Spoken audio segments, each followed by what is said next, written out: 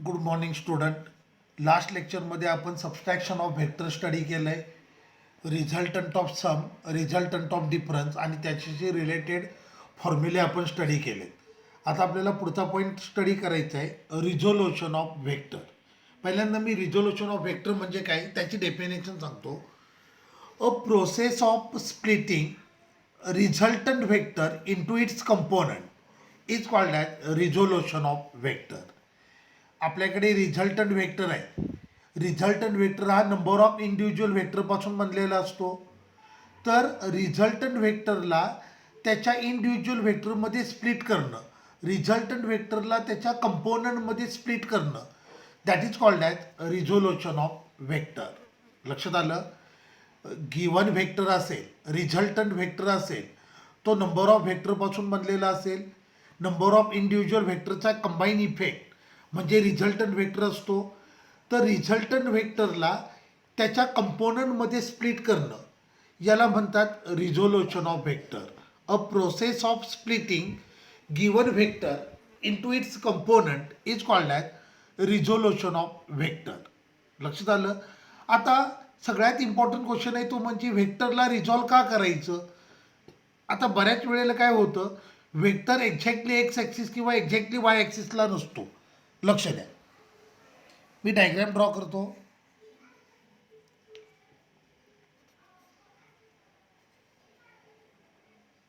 This is vector A. It is incline at an angle theta with X axis. आता बघा, हा vector आहे तो एक्झॅक्टली एक्स ॲक्सिसला पण नाही आहे, एक्झॅक्टली वाय ॲक्सिसला पण नाही आहे. मग या व्हेक्टरचा इफेक्ट आपल्याला प्रोड्यूस करायचा आहे along X axis and along Y axis. म्हणून याला आपण रिझॉल्व करतो, याला त्याच्या कंपोनंटमध्ये स्प्लिट करतो. मग आता बघा, मी इथून एक परपॅन्डिक्युलर ड्रॉ केला. परपॅन्डिक्युलर ड्रॉ केल्यानंतर मला हा नवीन व्हेक्टर मिळाला. This is vector A X. आता A X, vector A X म्हणजे व्हेक्टर ए नाही आहे, हा नवीन व्हेक्टर आहे जो व्हेक्टर एचा इफेक्ट रिप्रेझेंट करतोय अलॉंग एक्स ॲक्सिस. लक्षात आलं? व्हेक्टर ए एक्सला म्हणतात X component of vector A किंवा horizontal component of vector A. Vector A X म्हणजे व्हेक्टर ए नाही. Vector A x represent effect of vector A along X axis. मी इथून एक परपॅन्डिक्युलर ड्रॉ केला. हा परपॅन्डिक्युलर नवीन व्हेक्टर प्रोड्यूस करतोय, हा vector A Y. Vector A Y म्हणजे व्हेक्टर ए नाही, तर व्हेक्टर ए वाय रिप्रेझेंट करतोय effect of vector A along Y axis. लक्षात आलं? तर व्हेक्टर ए एक्सला म्हणतात X component of vector A किंवा horizontal component of vector A. Vector A वायला म्हणतात Y component of vector A और vertical component of vector A. मी याला नाव देतो. सपोज करा, this is O, it is P, it is Q and it is S. Along X axis resultant unit vector असेल I cap, along Y axis unit vector असेल J cap. आता O S and P Q are parallel to each other, त्यामुळे Q P म्हणजे पण कोण असेल, vector A Y. O Q and S P are parallel to each other म्हणजे हा पण असेल व्हेक्टर ए एक्स. क्लिअर झालं? सो बघा, आपल्याकडे व्हेक्टर ए होता. व्हेक्टर ए एक्झॅक्टली एक्सला पण नव्हता, एक्झॅक्टली वायला पण नव्हता, तो एक्स वाय प्लेनमध्ये होता. तर आपल्याला व्हेक्टर एचा इफेक्ट प्रोड्यूस करायचा होता अलॉंग एक्स ॲक्सिस, आपल्याला व्हेक्टर एचा इफेक्ट प्रोड्यूस करायचा होता अलॉंग वाय ॲक्सिस. म्हणून आपण त्याला रिझॉल्व केलं. आफ्टर रिझोल्युशन आपल्याला या व्हेक्टर एचे दोन कंपोनंट मिळाले, vector A X and vector A Y. So vector A is nothing but vector sum of its component. So हे आलं vector A X plus vector A Y. Okay. आता बघा, unit vector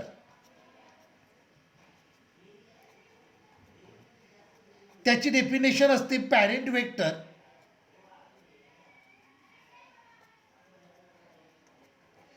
divided by magnitude of parent vector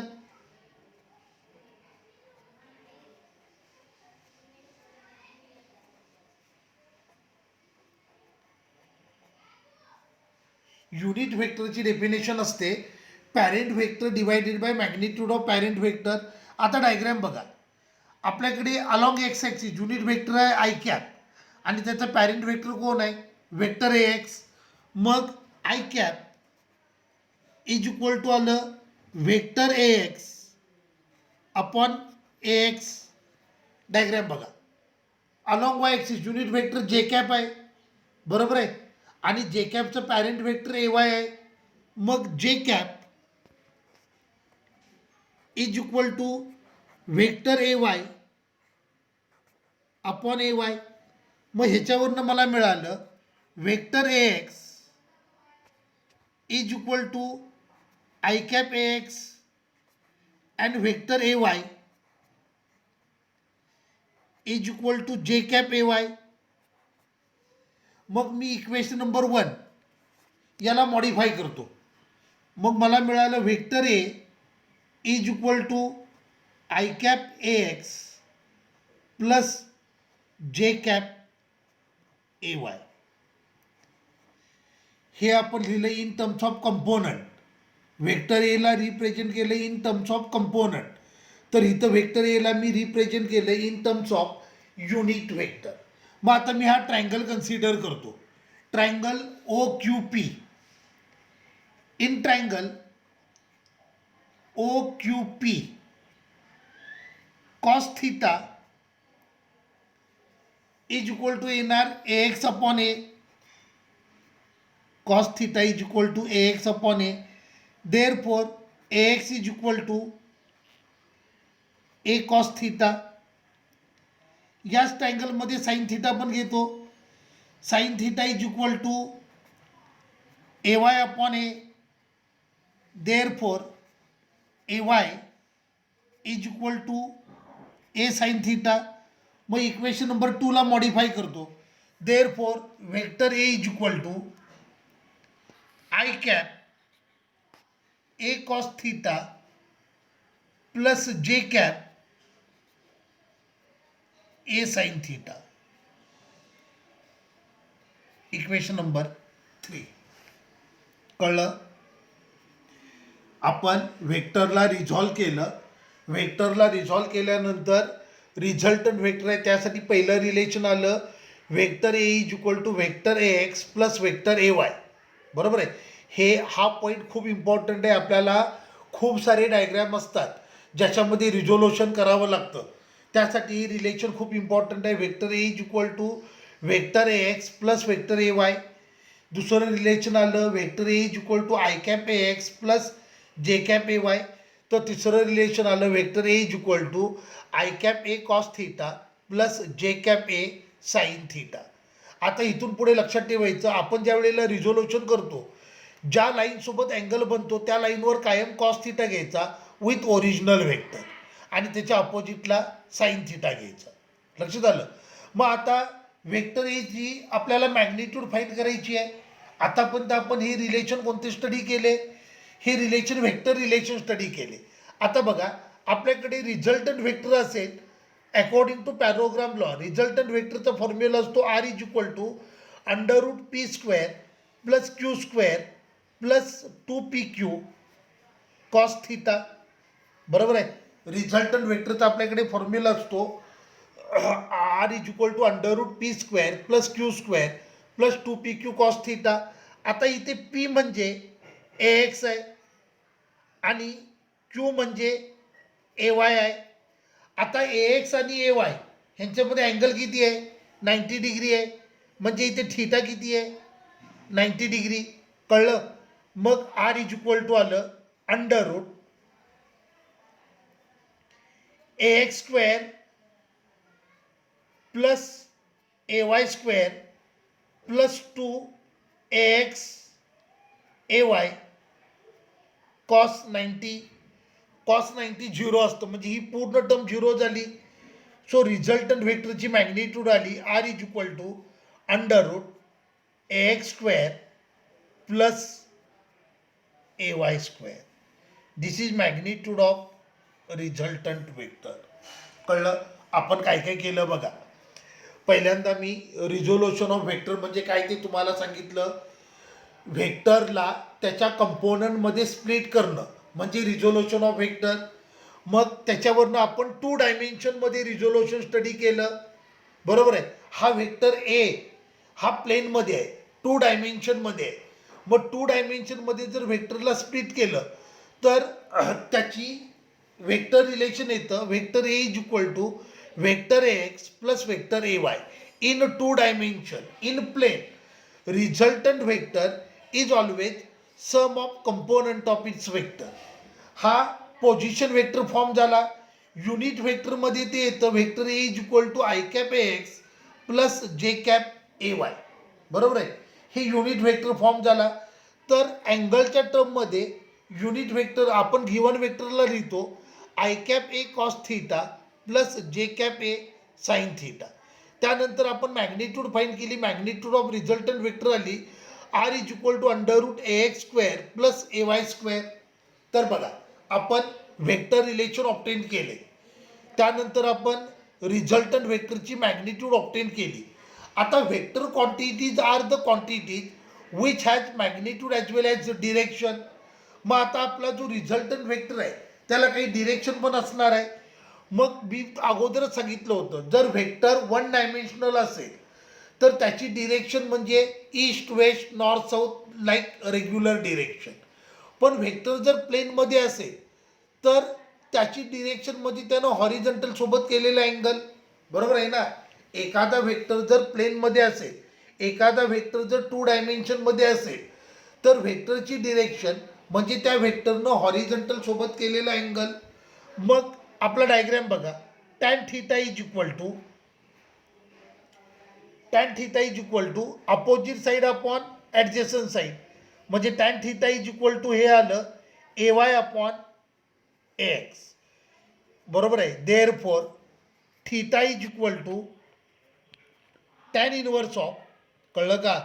हे tan इकडं आलं म्हणजे 1 upon tan झालं म्हणजे टॅन रेज टू -1 झालं. It is A Y upon A X. किंवा तुम्ही असं पण लिहू शकता tan theta is equal to tan inverse of A X upon A Y. आता इथे तुमचं कन्फ्युजन होईल. ही डिरेक्शन असते विथ एक्स ॲक्सिस और हॉरिझॉन्टल.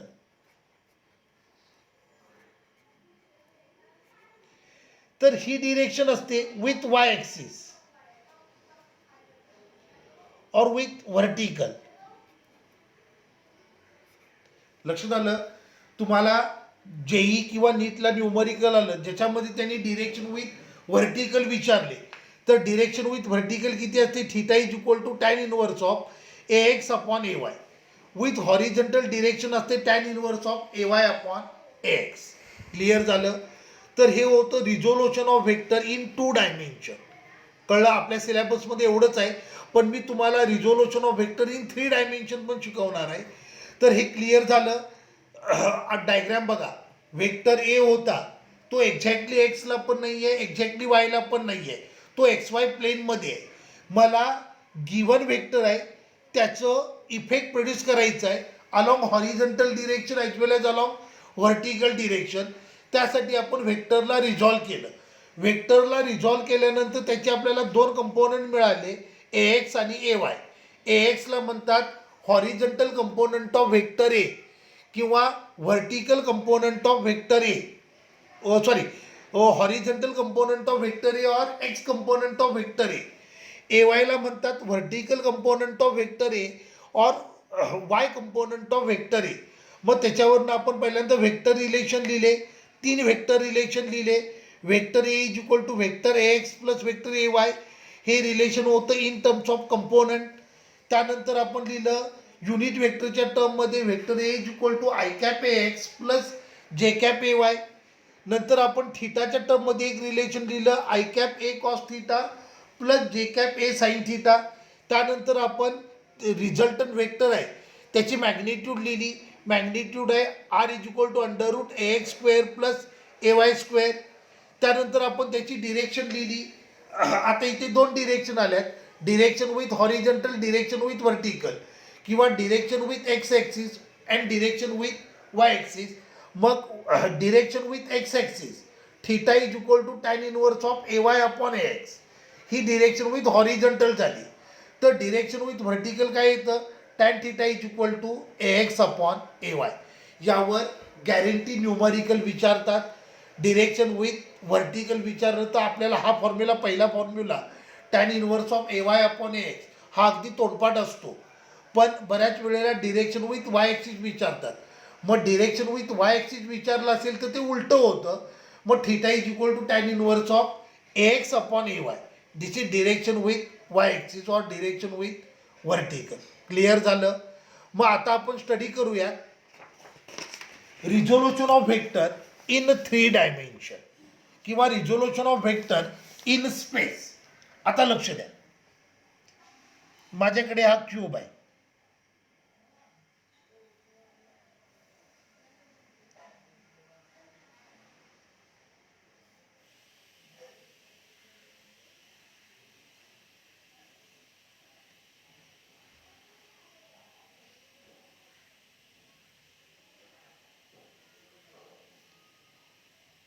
हा क्यूब आहे, हा झाला x axis,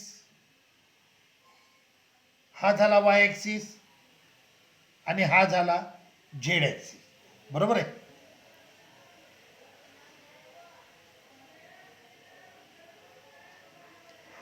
this is vector ए. आता व्हेक्टर ए आहे, हा एक्झॅक्टली एक्सला पण नाही आहे, वायला पण नाही आहे आणि झेडला पण नाही आहे. मग याला मी 3 कंपाऊंडमध्ये रिझॉल्व करतो. मग आता 3 डायमेन्शन आहे त्यामुळे इथं 3 कंपोनंट येणार. हा झाला व्हेक्टर ए एक्स, हा झाला व्हेक्टर ए वाय आणि हा झाला vector A Z. Along X axis unit vector असेल I cap, along Y axis unit vector असेल J cap, along Z axis unit vector असेल के कॅप. ओके. आता vector 3 डायमेन्शनमध्ये आहे, म्हणजे असा आहे. हे एक्स, हे वाय, हा झेड ॲक्सिस, हा व्हेक्टर ए. व्हेक्टर एचा अलॉंग एक्स ॲक्सिस अँगल आहे alpha, along Y axis angle आहे बीटा, अलॉंग झेड ॲक्सिस त्याचा अँगल आहे गॅमा. ओके. मग आता 3 डायमेन्शनमध्ये जर व्हेक्टर असेल तर त्याचे रिलेशन कसे येतात बघा. 3 डायमेन्शनमध्ये जर व्हेक्टर असेल तर vector A is equal to येणार vector A X plus vector A Y plus vector A Z. In 3 dimension direction of resultant vector is nothing but sum of its component. So vector A is equal to vector Ax plus vector Ay plus vector Az. आता according to definition of unit vector I cap is equal to येणार vector Ax upon Ax, J cap येणार vector A Y upon A Y, K cap येणार vector A Z upon A Z. तुमच्या लक्षात येते का. हा vector 3 डायमेन्शनमध्ये आहे त्यामुळे त्याला मी 3 कंपाऊंडमध्ये रिझॉल्व केलं. वेक्टर 3 डायमेन्शनमध्ये किंवा स्पेसमध्ये असेल तर त्याचे 3 कंपोनंट येणार along X axis, along Y axis and along Z axis. बरोबर आहे. A X component of vector A along x axis, ay component of vector a along y axis, az component of vector a along z axis, I cap unit vector along x axis, j cap unit vector along y axis, k cap unit vector along z axis.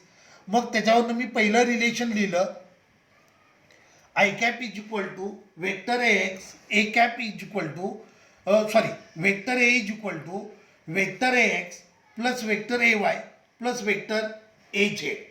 मग along X axis unit vector I cap आहे आणि त्याचा parent vector A x आहे. मग त्याच्यावरून I cap is equal to vector A X upon A Y, J cap is equal to vector A Y upon A Y आणि K cap is equal to vector A Z upon A Z. मग ह्याच्यावरनं मला मिळालं vector A X is equal to I cap A X vector A Y is equal to J cap A Y vector A Z is equal to K cap A Z. मग vector एला आपल्याला लिहिता येईल vector A is equal to I cap A X plus J cap A Y plus K cap A Z. Equation number 2. लक्षात आलं. मी पहिल्यांदा त्याला कंपोनंटच्या टर्ममध्ये लिहिलं, नंतर त्याला युनिट वेक्टरच्या टर्ममध्ये लिहिलं. वेक्टर ए ची 3 डायमेन्शनमध्ये मॅग्निट्यूड असेल under root A X square plus A Y square plus A Z square. Magnitude of resultant vector in 3 dimension किती असते? Under root A X square plus A Y square plus A Z square. Clear झालं. आता resultant vector जर 3 डायमेन्शनमध्ये असेल तर त्याला एक नाही 3 डिरेक्शन येतात. Direction with X, direction with Y and direction with Z. मी काय म्हटलं कळलं? रिझल्टंट वेक्टर जर 3 डायमेन्शनमध्ये असेल, रिझल्टंट वेक्टर जर 3 डायमेन्शनमध्ये असेल तर त्याला एक नाही 3 डिरेक्शन असतात. Direction with X, direction with Y and direction with Z. आणि यालाच म्हणतात डिरेक्शन कोसाइन. Direction cosine. एकदा नीटला हा क्वेश्चन विचारला होता. In 3 dimension direction of resultant vector is given by. तर 3 डायमेन्शनमध्ये direction of resultant vector is given by a rule called as direction cosine. लक्षात आलं. 3 डायमेन्शनमध्ये रिझल्टंट वेक्टरची डिरेक्शन ज्या रूलनं सांगतात त्या रूलला म्हणतात डिरेक्शन कोसाइन. वेक्टर 3 डायमेन्शनमध्ये आहे त्यामुळे त्याला एक डिरेक्शन नाही आहे, त्याला 3 डिरेक्शन आहेत. Direction with X, direction with Y and direction with Z. Direction with X axis cos alpha is equal to A X upon A. ही झाली direction with X axis. Okay. Direction with Y axis cos beta is equal to A Y upon A. कळलं. Direction with X axis मी मगाशी म्हटलं तसं vector 3 डायमेन्शनमध्ये असल्यामुळं त्याला एक डिरेक्शन येणार नाही, तर त्याला 3 डिरेक्शन असतील. Direction with X, direction with Y and direction with Z. लक्षात आलं. मग डिरेक्शन विथ एक्स ॲक्सिस किती असते? Cos alpha is equal to A X upon A. यालाच म्हणतात एल. डिरेक्शन कोसाइन अल्फा त्याला काय म्हणायचं? एल. डिरेक्शन कोसाइन बीटा याला म्हणायचं एम.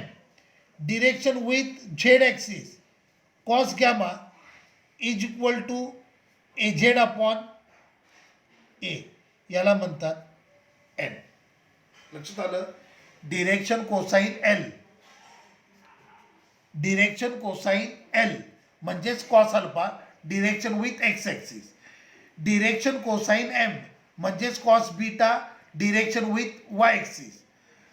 डिरेक्शन कोसाइन एन म्हणजेच cos gamma direction with Z axis. आता ह्या तिघांची सम करून बघूयात. L square plus M square plus N square. Okay. हे येणार equal to cos square alpha plus cos square beta plus cos square gamma.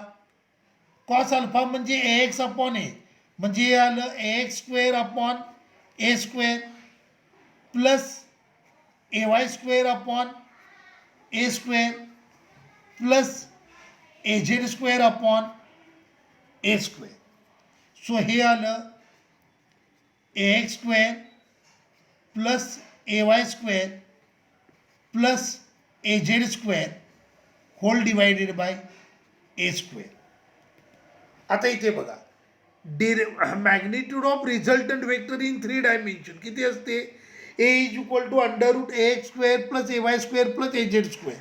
Squaring on both side. दोन्ही साईडला मी स्क्वेअर केलं तर A square is equal to येणार A X square plus A Y square plus A Z square, बरोबर आहे. Square केलं तर A X square plus A Y square plus A Z square म्हणजे काय येतं आहे, ए स्क्वेअर येतं आहे. मग इकडे बघा, A X square plus A Y square plus A Z square is equal to 1 आलं, is equal to A square आलं. मग हे आलं A square upon A square, so is equal to 1. Therefore L square plus M square plus N square is equal to 1. हा NEET 2017ला विचारलेला question. Sum of square of direction cosine is always equal to unity. Unity म्हणजे 1. Sum of square of direction cosine is always equal to 1. Clear झालं, लक्षात आलं. आज आपण काय स्टडी केलं बघा, resolution of vector in 2 dimension and resolution of vector in 3 dimension. एखादा व्हेक्टर 2 डायमेन्शनमध्ये असेल तर त्याची मॅग्निट्यूड असते under root A X square plus A Y square. पण एखादा व्हेक्टर जर 3 डायमेन्शनमध्ये असेल तर त्याची मॅग्निट्यूड काय असते, under root A X square plus A Y square plus A Z square. Resultant vector जर 2 डायमेन्शनमध्ये असेल तर त्याला 2 डिरेक्शन येतात, with respect to horizontal, with respect to vertical, किंवा with respect to X axis and with respect to Y axis.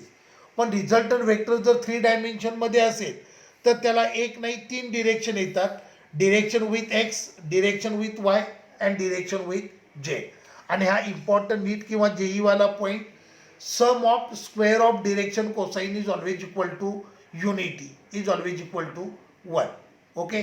आता या टॉपिकमधलं पुढचा पॉईंट आहे तो म्हणजे मल्टिप्लिकेशन ऑफ व्हेक्टर, ज्याच्यामध्ये आपल्याला स्टडी करायचे dot product and cross product. ठीक आहे, थांबूया.